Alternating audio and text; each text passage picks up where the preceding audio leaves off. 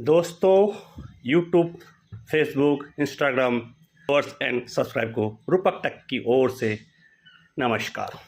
चलिए आज एक हम मोटर का जानकारी लेंगे। ये देखिए कि जली हुई मोटर आई है, इसका हम रिवाइंड भी करेंगे और आप लोगों को सारा डाटा देंगे और ये कैसे वर्क करता है, ये कौन सा मोटर है। मोटर कई प्रकार होते हैं, फिर मैं भी बताना चाहूँगा। मैं अभी फ़िलहाल जो रिवाइंड करता हूँ, दो ही प्रकार का मोटर रिवाइंड करता हूँ। एक सेल्फ प्राइमिंग मोटर और एक होता है सेंट्रीफ्यूगल मोनोसेट पंप। दोनों का काम एक ही है, इसको तरल पदार्थ को बाहर फेंकना। जैसे पानी हो गया, ऑयल हो गया, दूध हो गया, जितना भी लिक्विड फॉर्म में होता है। बहुत काफ़ी चीज़ है लिक्विड फॉर्म में।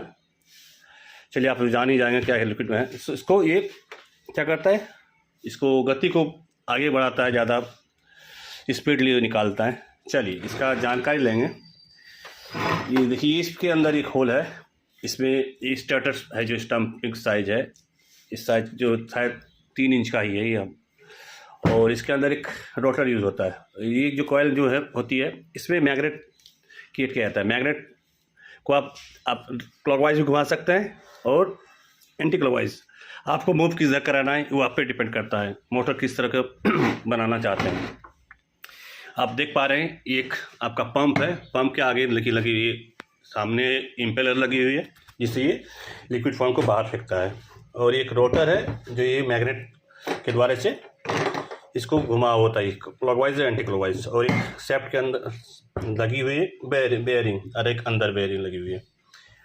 और इनका काम कैसे होता है, ये सेंट्रीफ्यूगल पंप का है। इसमें सेक्शन करने के लिए आपको पहले से पानी डाला जाता है। सेक्शन में जब तक पानी नहीं डालेंगे ये खींचने में असमर्थ रहेगा। और सेल्फ प्राइमिंग में होता है क्या, वो बॉडी में खुद पानी रखता है, वो खुद सेक्शन करने में सामर्थ होता है। यही है। चलिए और ज़्यादा जानकारी आप लोगों को चाहिए तो ये आप गूगल सर्च कर सकते हैं। हमारे पास जितनी नॉलेज थी मैंने आप लोगों को बताया। और आइए इसका मैं डाटा बता देता हूँ किस तरह लेना है। आपको इस तरह मोटर मिले, कोई भी मोटर इस साइज का, सिंगल फेज या डबल फेज। ये मैं डबल फेज का बना हुआ है, मैं इसे डबल फेज में ही बनाऊंगा और इसका डाटा मैं बता दूंगा। पहले इसका कुछ करना है, इसको पहले इसकी कटिंग करके सारी निकालनी होगी। सारा कॉयल को निकाल के साफ़ कर लेना है, स्टार्टर को पूरा सारा अंदर के होल को भी साफ़ कर लेना है, जो कचरा सारा निकाल देना है। उसके बाद पीवीसी 7 नंबर का पीवीसी इंस्टॉल करना है। आप 7 नंबर का पीवीसी इंस्टॉल कर सकते हैं। आपका जो है प्लास्टिक फॉर्म में आता है, एक पेपर फॉर्म में आता है। वो पेपर फॉर्म अच्छा होता है लेकिन वो काफ़ी दिक्कत होता है अंदर डालने में। चलिए आजकल बहुत बेहतरीन आ गया है सारा जो 7 नंबर का पेपर, उसको हम इंस्टॉल कर लेते हैं।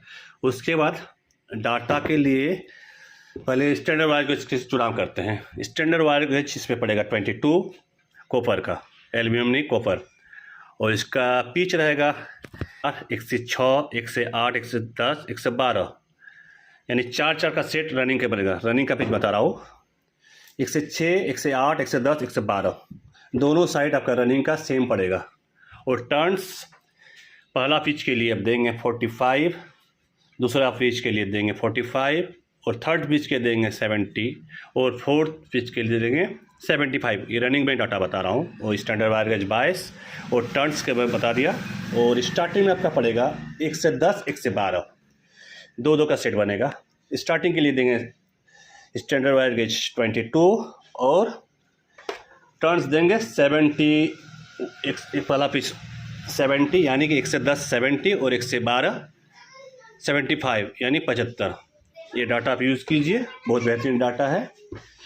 और आप लगा सकते हैं तो उस पर कॉयल के बीच में आप हार्वेस्टर यूज़ कर सकते हैं, जिससे आपको कॉयल को बचाने में मदद करेगी। जब तक कोई एक्स्ट्रा वोल्टेज मिल जाए या कम मिले तब ये कॉयल हीट होता है, तो हीट के कारण वो ज़्यादा हीट होने के कारण वो थर्मिस्टर वो ऑटोमेटिकली ऑफ हो जाता है, काम करना बंद करता है, जिससे इसका इनपुट मिलना बंद हो जाता है। जब ठंडा होता है थर्मिस्टर फिर इनपुट मिलना शुरू हो जाता है, जिससे पंप रेगुलरली काम करने लगता है। चलिए इसके बारे में जानकारी दे दिए हैं, और आगे विस्तार से जानना है तो मेरे यूट्यूब चैनल पर जाइए। सारा में रिवाइंड का डाटा दे रखा है, बना रखा है, आप लोग सर्च कीजिए रूपक टेक यूट्यूब चैनल पर। चलिए आप सभी को धन्यवाद मेरे वीडियो को देखने के लिए। फिर मिलते हैं अगले वीडियो, तब तक के लिए बाय बाय।